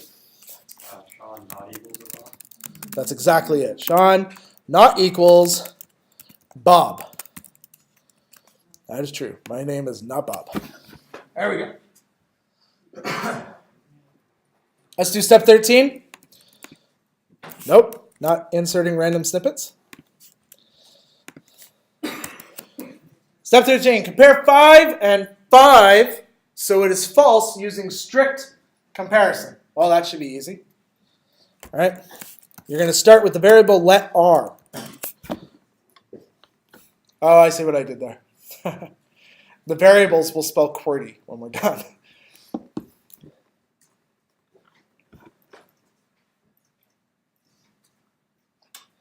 Cool? Anybody want to give a go? I kind of heard it. 5 what? Equals, equals, equals, quote 5? Yes. Let's refresh and see if that's true. Fantastic. All right, now we got some pretty complex ones. Compare both expressions so it's true using the correct logical operator. And I've provided the two expressions and the variable. So we'll do the first one together, and then I'll let you do the next one on your own.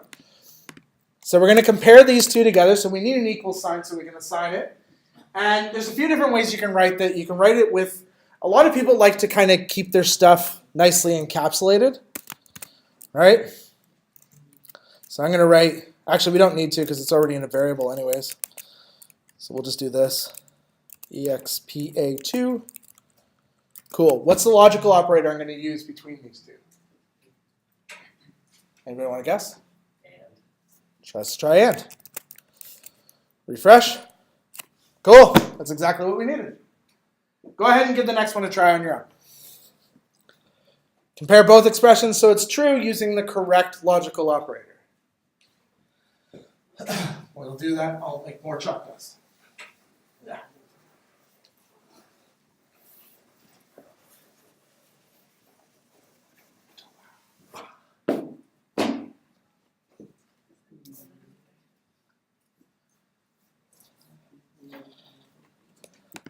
So we're going to do let y equals expb1, expb2.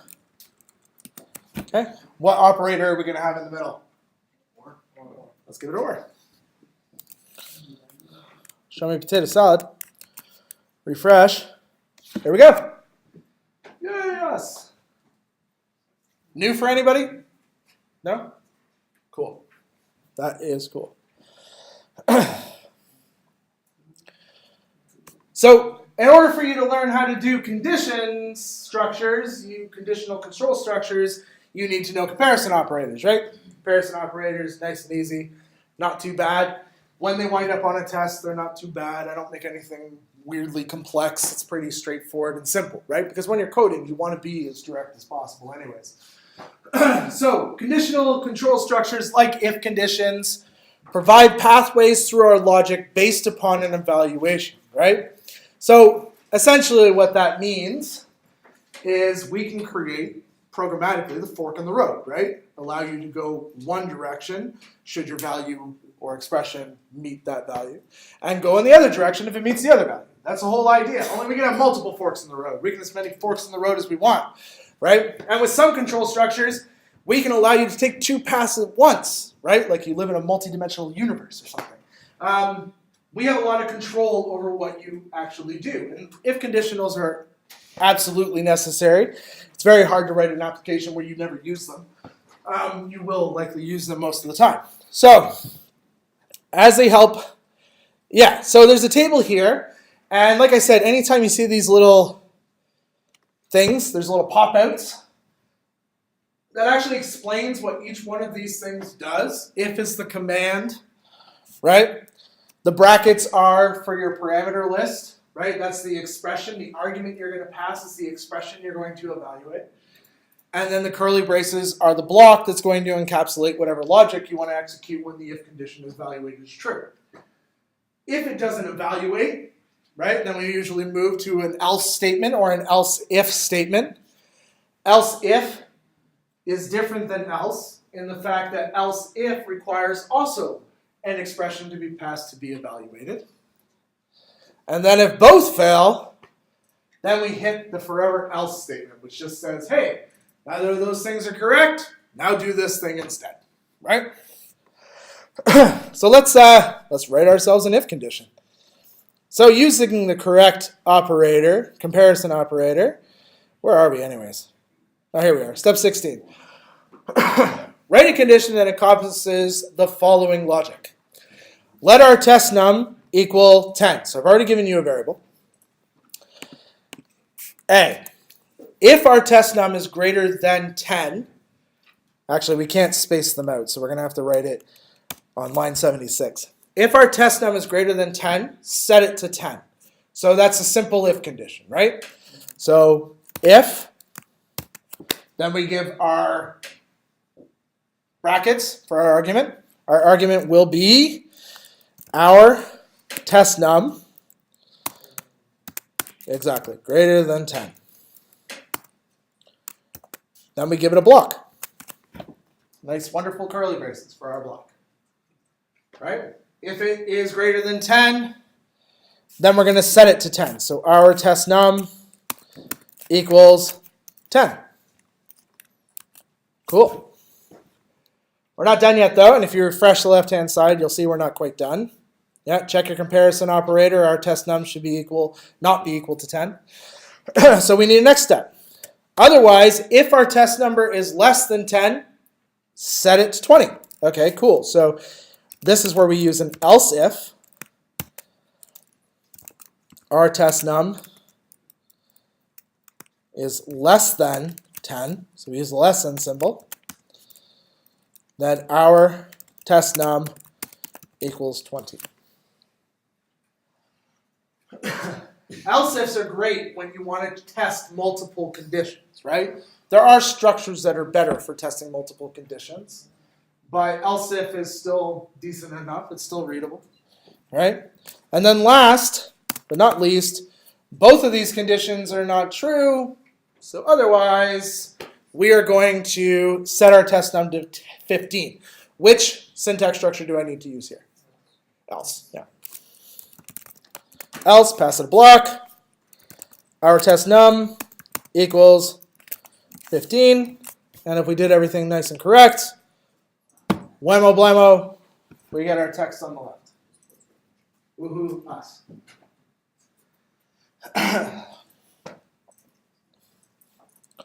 I mean, we are definitely powering through. We are almost done. We only have 2 more to go, which is not too shabby. Anybody not used a switch statement before? No, you've all used switch statements? Fantastic. You've never used a switch statement before? Switches are fantastic. They're really, really cool. Switch statements basically evaluate an expression, right? So they take an argument, you pass the argument, they evaluate that argument. And they compare against cases. That's what they're called. They compare against multiple different cases. It's always strictly equal to the case, right? So if our switch statement's argument is 5, then the case must be equal to 5. Not 5, the number 5. It's always a strictly compared case evaluation. So switch statements are made up of various pieces of syntax that make up the structure, and different languages incorporate them differently. Like C++ switch statements are pretty simple. They're kind of annoying though because the data type has to stay the same. I don't know how it is in Java, but in Ruby it's not even called switch. It's called case, and then you do whens, and the case is the parameter. So they vary, but basically the idea is the same. They're made up of different pieces. The first piece, if you take a look at your screen and you hover over switch, it pops out and it tells you, switch is a command to tell the interpreter that we want to evaluate the following expression or variable and execute it against the case logic. Well, the variable we want to evaluate is service. This is our argument that we're evaluating against that can be a variable or an expression or a literal value. You can put whatever you want inside those brackets. It will evaluate that against the case. So switch, service, what is service currently equal to? Good, right? It's equal to good. So then we provide a case. So the first case we have is terrible. So case tells the interpreter that we have a new value to evaluate. And we're going to evaluate it against our terrible value. This is the value we wish to compare to the argument passed to the switch. Cool? If if service is equal to terrible, then we're going to set tip to 0%. And you can see that's the logic we want to execute. You can have as many lines of logic that you have memory to put inside that block, right? It's just not wrapped in curly braces, right? But it is essentially a block. And then you get to the break statement. This tells the interpreter to exit the switch statement. If we don't, the interpreter will move on and evaluate the next case. That's important to understand. Even if you've executed code here because it matches whatever the value is, it will move on and evaluate the next case if you don't provide a break statement.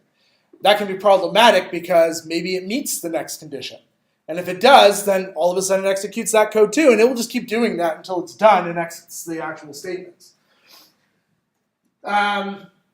It will then execute the logic. This will continually happen until the block is closed, so it reaches the closing curly brace on the switch statement, or you provide break, or there's another way to exit from them, and that's using return. That's another way to get out of it.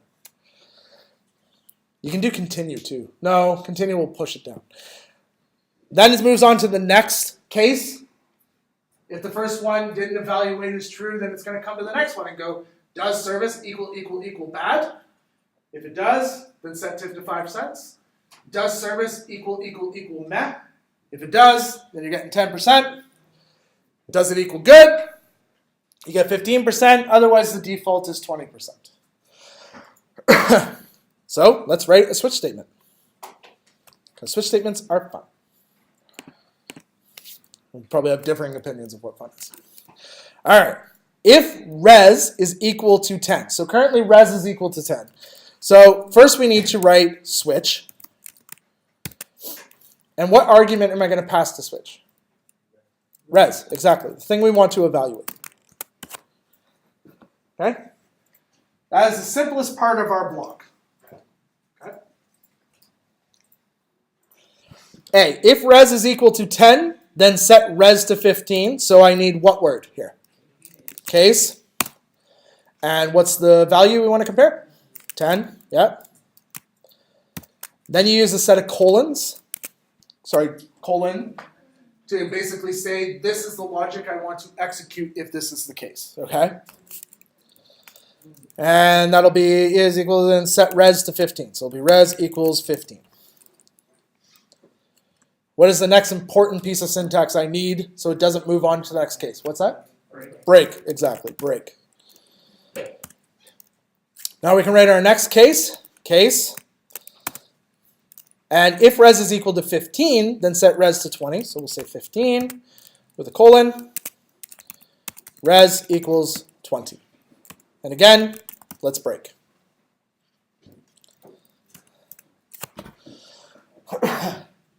Now, often we'll want to go through the cases and then have something to kind of pick it up at the end if none of the cases evaluate to true. And that is called default. Yeah, exactly. Default. So we just add default. And this says res should be set to 30, equals 30. And again, we'll break outside of that. Now, here's where the problem will occur. If you are missing this break here or there, it will move to the next one, which it will fail, right? Because it doesn't actually equal that. Actually, if you miss that break, this will evaluate to true. Because you set the variable and changed it. Now you're evaluating the next one. If you lose this break statement, it will then go to default, which means it would execute all three of those. Sometimes you want that. That's where switch become really powerful, where you can actually use them to like modify a value by multiple different use cases. Switches can be very, very powerful. One other common algorithm, let's actually save this first. Go over here, refresh. If everything is good, you should see your switch statement on the left-hand side. If you don't, you should see an error message. Okay? A common algorithm you may see, a lot of meta programmers do this kind of stuff, is evaluating true, which is where in the switch statement you actually put true in the switch statement. And then in your case statements, you can write things like case and then an evaluated expression. As long as that evaluates to true, it will execute the logic inside. Pretty cool, pretty powerful stuff. And I do tend to put that above logic problem on midterms. So keep track of this page. Open internet. I mean, how cool is that? Open internet, open book for midterms. It's pretty cool. All right, ternary. Anybody not written a ternary before? A couple of you? Okay. Ternaries are pretty awesome. Some people say they're lazy. It's lazy programming. Ternaries are lazy programming. I say anything that makes your job faster is smart. Anything that makes it much quicker is smart. We can't talk about conditional logic structures and not talk about the most beautiful shorthand in the world, right? I'm, of course, talking about this ternary statement. Ternaries are a quick one-liner that will evaluate a condition and return a value for true or a value for false, right? Ternaries are great for toggle logic. That's the best place for ternaries, is when you want to create a toggle, right? And creating clean program readability. So let's create a little bit of toggle logic. So right now we have a light switch, and it is currently in the on state.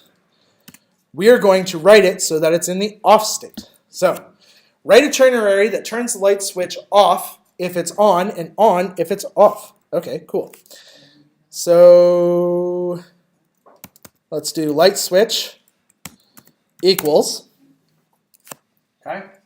The first thing we need is the actual comparison. That's the first part. And a lot of people like to put their comparisons in a set of brackets. You don't have to, though. You can write it outside the brackets. That's totally fine. However, I find it more readable when it's in the brackets. So you put a set of parentheses, and then you write light switch equals equals equals on. Then we use the question mark, which is the first part of the ternary operator. Ternary operator has two pieces, has a question mark and has a colon. Those are the two pieces to the operator. The first one is the question mark. And the thing that we're going to write in here is what will be returned if it's what? True, exactly. So in here, what do I want to put in here? The light switch is on. What do I want to do to it? Turn it off. The next piece we need is the colon. That's the next part of the operator. And what am I going to write on this side? On, exactly. Hit refresh. And if you did it correctly, you should see light switch equals on, off, on.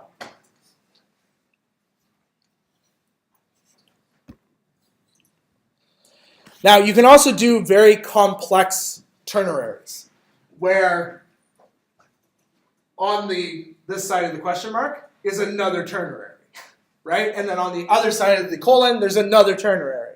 And then you can do that on the inside of those and write more ternaries. And you can have these constantly nested ternaries. What's the problem with that? Yeah, exactly. Reading them is a nightmare, and it just makes it absolutely impossible to use. So I recommend, unless it's absolutely crucial that you have to have this nested ternary, just use if-else conditionaries if that's the case, right? Keep ternaries short and sweet. That's the whole thing that makes them beautiful. They should be as readable as that. The light switch is on, turn it off. If it's off, turn it on. That's it. Nice, beautiful toggle logic, right? Just wonderful. Cool. If I was to add 15 minutes, that would take us to 8:32. So technically, I owe you 10 minutes more of class. So who wants 10 minutes more of class, and who wants to leave early? Who wants to leave early? Cool. I'll be around for another 10 minutes. The rest of you can go.